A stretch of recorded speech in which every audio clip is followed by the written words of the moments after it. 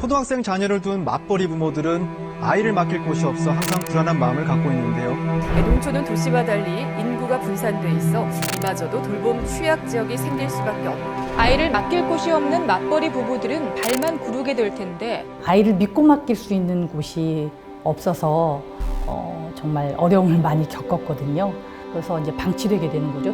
현재 이런 돌봄 정책만으로는 돌봄 사각지대를 메우는 데는 역부족이에요. 전국적으로 가정 내 돌봄이 가능한 인력은 줄어들고 있거든요. 그런데 지역 간 인프라의 차이도 크고 그조차도 아예 어려운 곳들이 있거든요.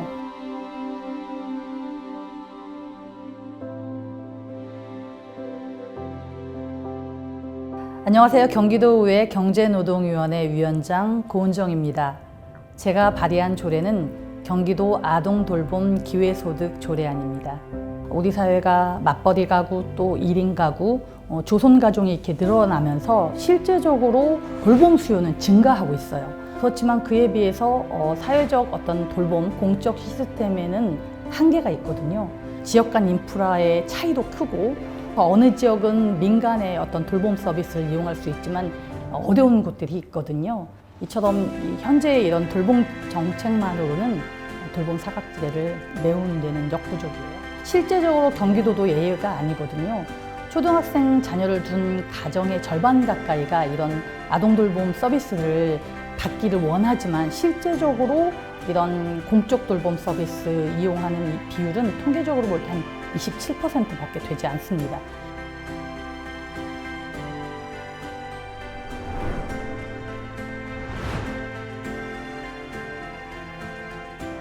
그 사각지대를 어디선가는 메워야 되잖아요. 메꾸고 해소해야 되는데 지역 내에서의 이 자발적인 공동체의 돌봄 활동들이 중요하다고 생각하고요. 돌봄의 공백을 메우는 데에는 결국 지역 내 마을 공동체에서의 역할이 크고 또 일부 지역에서는 실제로 자발적으로 부모님들이 제 아동 돌봄 공동체 활동을 하고 계시거든요. 그래서 이분들이 그냥 좋은 마음으로 뭐 자원봉사 활동으로 하게 할 것이 아니라 공동체를 통해서 아이들을 함께 키우고 또 믿고 맡길 수 있는 그리고 돌봄 체계가 마련돼야만이 이런 공적 돌봄에 있어서 사각지대도 해소할 수 있고요.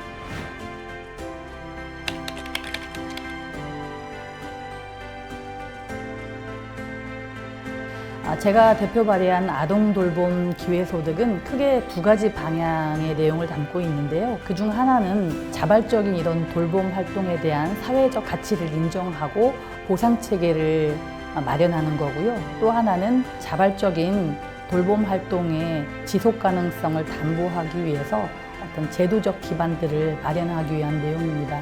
먼저 자발적으로 지역에서 공동체 활동을 하는 분들의 돌봄 활동을 무노동 임금에 대한 어떤 선한 자발적인 어떤 자원봉사의 개념이 아니라 사회적 가치를 인정하고 그리고 보상을 할 수 있는 지급 기준을 마련하는 것이고요.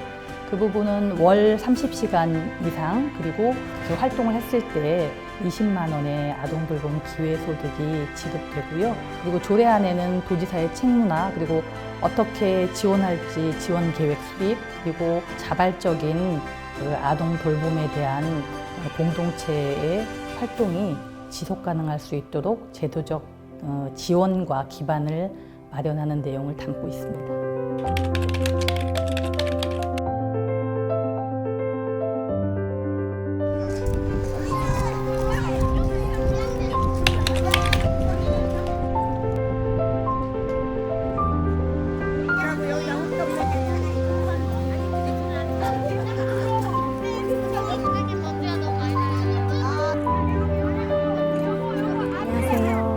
저는 극형 없는 청소년 교실 대표 사카이 아야라고 합니다.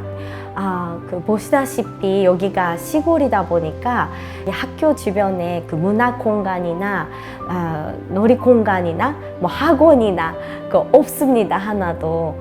그래서 아이들은 갈 데가 없는 거죠. 학부모들과 이야기를 하다 보니까 저학년 아이들이 또 동생을 돌봐주는 그런 상황이나 또 혼자서 집에서 지내는 아이들, 그런 아이들의 그 상황을 알게 돼서 함께 안전하게 돌볼 수 있는 공간을 만들어 보자, 이렇게 해서 시작을 했습니다. 가장 큰 변화는 저의 선생님들한테 부담인 것 같습니다. 멀리서 오시는 선생님도 계시고 아이들의 저녁을 준비하시는 선생님도 계시는데요. 지금까지는 정말 무상 가까이 이렇게 제가 일을 시키는 느낌이었지만 지금은 이렇게 그런 활동을 인정을 해주셔서 조금 편하게 좀 선생님들 모시게 되지 않았을까 싶습니다. 모든 금액은 프로그램 비용으로 하고 기회소득은 그래서 선생님들의 교통비, 인건비로 지금 쓰고 있습니다.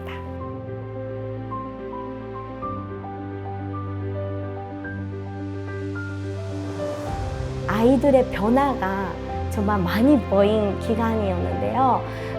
처음에는 아이들이 무표정으로 정말 항상 휴대폰을 찾는 그런 아이들이었는데요.